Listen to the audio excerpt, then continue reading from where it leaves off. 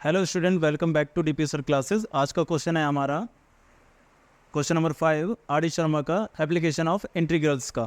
तो क्वेश्चन क्या कह रहा है? क्वेश्चन कह रहा है find the area of region bounded by Y square equal to 9x and Y equal to में x। देखिए, आपको समझ में आ रहा होगा कि वाई स्क्वायर है तो आपका कर्व होगा, क्वाड्रेटिक इक्वेशन है, और लीनियर इक्वेशन होती है तो ये क्या होती है? आपकी लाइन होती है।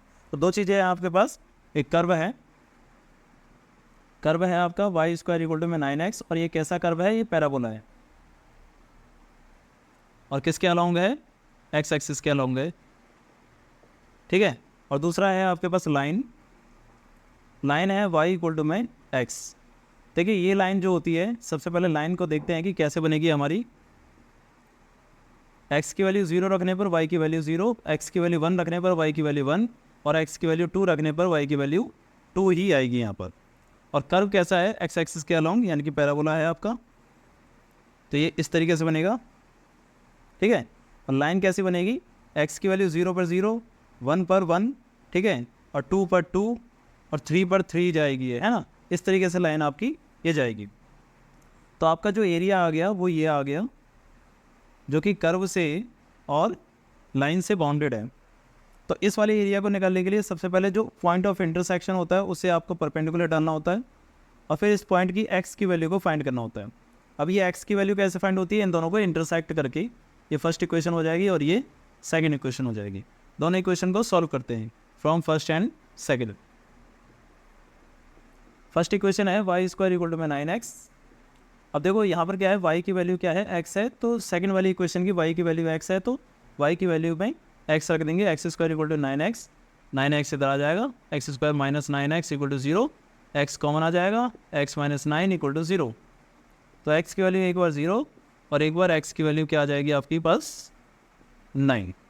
तो दो वैल्यू आ रही हैं, एक x की वैल्यू यहाँ पर 0 होगी और यहाँ पर क्या होगी? 9 होगी। जो x की वैल्यू यहाँ पर होती है वही x की वैल्यू यहाँ पर ले जाती है। तो यहाँ पर लिमिट आ गई आपके पास 0 से लेकर 9। तो अब आपको एरिया निकालना है। एरिया निकालने के लिए आपको कर्व के एरिया में से, जब कर्व का एरिया लोगे आप, जब आप लिमिट लोगे 0 से लेकर 9 की और कर्व का इंटीग्रेशन करोगे तो ये पूरा एरिया निकल के आएगा, पूरा ऊपर से लेकर नीचे तक का पूरा एरिया निकल के आएगा। फिर उसमें से क्या कर देना है आपको? लाइन के नीचे का एरिया माइनस कर देना है। तो लाइन के नीचे का जितना भी एरिया है वो माइनस हो जाएगा, तो आपके पास कौन सा एरिया बचेगा? ऊपर वाला एरिया बचेगा। तो इसका मतलब एरिया ऑफ रीजन निकालने के लिए आपको क्या करना पड़ेगा? लिमिट लेनी पड़ेगी 0 से लेकर 9। वाई ऑफ कर्व पहले लेंगे, तो वाई ऑफ कर्व में से आप माइनस कर दोगे वाई ऑफ लाइन को,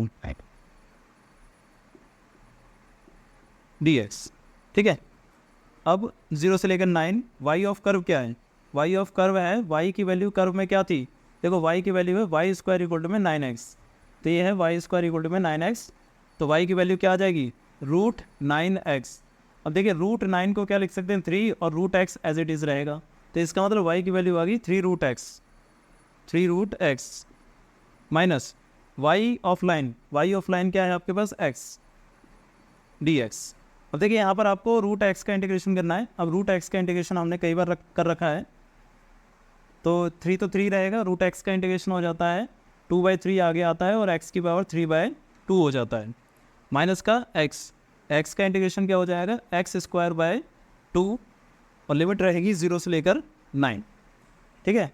अगर किसी को इसकी वैल्यू समझ में नहीं आएगी, रूट x का इंटीग्रेशन 2/3 x की पावर 3/2 कैसे होता है, तो आप पिछली वाली वीडियो देखकर इस वैल्यू को समझ सकते हो। तो ये हो जाएगा आपका 3 से 3 कैंसिल हो जाएगा। सबसे पहले x की जगह पर 9 रखेंगे, 2 9 की पावर 3/2 माइनस 9 का स्क्वायर बाय 2। अब देखिए, 9 की पावर 3/2 का मतलब क्या होता है? 9 की पावर 3/2 का मतलब होता है 9 की पावर 1 मल्टीप्लाई में 9 की पावर हाफ। जब दोनों बेस सेम होते हैं तो पावर प्लस हो जाती है, तो 1 और 1/2 प्लस करेंगे तो 3/2 होता है। 9 की पावर हाफ का मतलब होता है 3, तो ये हो जाएगा आपका 27। तो इसका मतलब इसकी वैल्यू होती है 27, माइनस 9 का स्क्वायर क्या होता है? 81/2। तो 27 को 2 से मल्टीप्लाई करेंगे तो ये हो जाएगा 54 माइनस 81/2। अब एलसीएम ले लिया जाएगा 2, तो ये हो जाएगा आपका 108 माइनस का 81।